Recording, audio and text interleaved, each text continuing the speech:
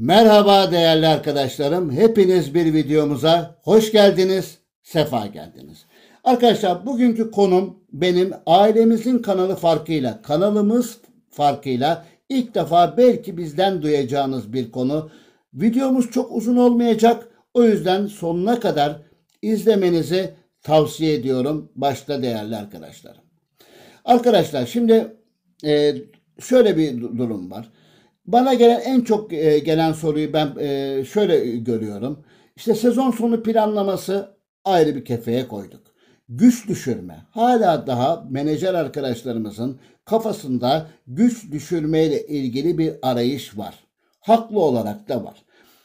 Güç düşürmenin en normal yolu oyuncu satmak, yerine transfer yapmak veya yapmamak. Bunu bir tarafa koyuyoruz.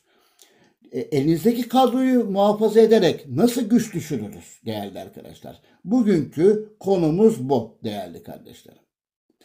Şimdi çok eskiyi hatırlarsak biraz daha böyle nostalji yapalım. Çok eskiye gidersek as takımı yedeğe asa, onu rezerve as takıma çekerek bazı şeyler yapılabiliyordu. Sonra bunlar kalktı. Sizler de biliyorsunuz. Daha sonra Gençlik Akademisi'nden yetişen oyuncular imzalamadıkları takdirde güç dengesine dahil edilmiyordu. Bu da kalktı arkadaşlar. Bunu da lütfen buradan belirtmiş olayım. Hala daha bu konuda çünkü kafalarda soru işareti var.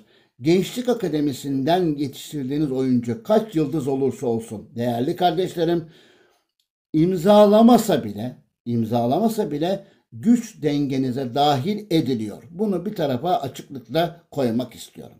Şimdi oyuncu satmadan elimizdeki kadroyu muhafaza ederek nasıl güç düşürürüz? Doğal yoldan güç düşürme yöntemi. Hemen geçiyoruz arkadaşlar. Biliyorsunuz akademi antrenörleri var. Bu akademi antrenörleri belli materyaller karşılığında, belli süreler karşılığında oyuncularınızı geliştiriyor. Tamam, buraya kadar eyvallah. Arkadaşlar, başta hatırlayabildiğim kura çılgınlığı vesaire bunun gibi etkinliklerden toplayabilirseniz birer günlük akademi antrenörleri size veriliyor. Bu akademi antrenörlerini lütfen sezon içinde kullanmayınız. Ne zaman kullanacağız abi? Tamam, şimdi buraya geliyoruz. Ne zaman kullanacaksınız? Sezonun son günü.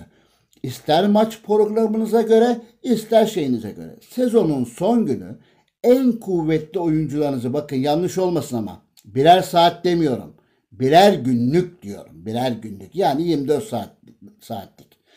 Bu antrenörleri en kuvvetli oyuncularınıza verirseniz dolayısıyla bu oyuncular akademiye geçtikleri için doğal olarak onun yerine daha düşük yıldızlı oyuncular konacak.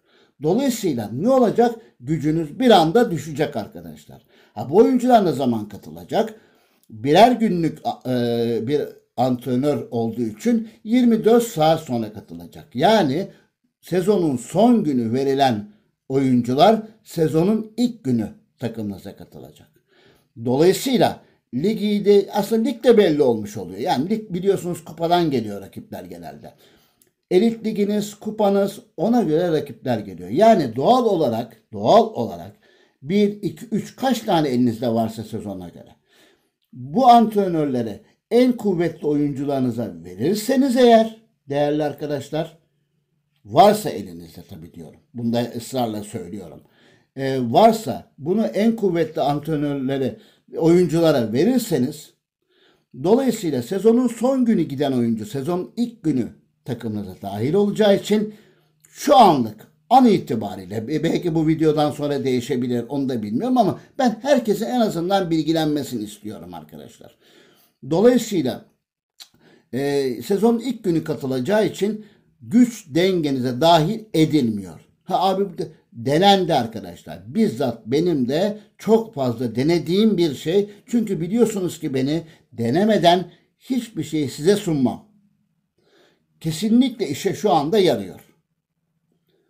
Ama sezon içinde hiç antrenör elde edememişsiniz. O zaman yapacak bir şey yok. Ama sezon içinde birer günlük antrenör elde eden arkadaşlar lütfen hemen kullanmasınlar.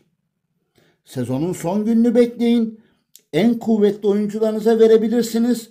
Onları takımdan doğal olarak çıkarmış oluyorsunuz. Kalan gücünüz oldukça düşüyor. Tabii ki verdiğiniz oyuncuların gücüne bağlı olarak da düşüyor. Düştükten sonra sezonun ilk günü katılan oyuncular da dolayısıyla baştaki güç dengenize etki şu an için an itibariyle etmiyor arkadaşlar.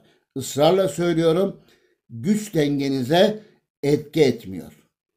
Ben bu bilgiyi size vermekten çok memnun oluyorum. Çok değerli kardeşlerimin de bundan faydalanacağını, elinde tabii varsa sezon içinde bundan faydalanacağını düşünüyorum. Dediğim gibi kura çılgınlığı olur, başka etkinlikler olur. Dolayısıyla birer günlük antrenörlerinizi lütfen saklayın değerli arkadaşlar. Sezonun son gününe saklayın. Oyuncularınızı oraya gönderin. Kuvvetli oyuncularınızı.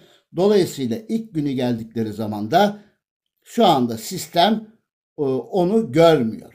Görmediği için de sizin bitiş ve başlangıç olarak salt gücünüzü hesaplıyor ve dolayısıyla çok daha rahat rakiplere düşme şansınızı elde ediyorsunuz. Bu da bizim kanalımızın farkıyla size bir bilgi olsun değerli arkadaşlar. Hepinizi saygı ve sevgiyle selamlıyorum. Bir başka konulu videomuzda tekrar görüşmek üzere. Hoş kalın, esen kalın.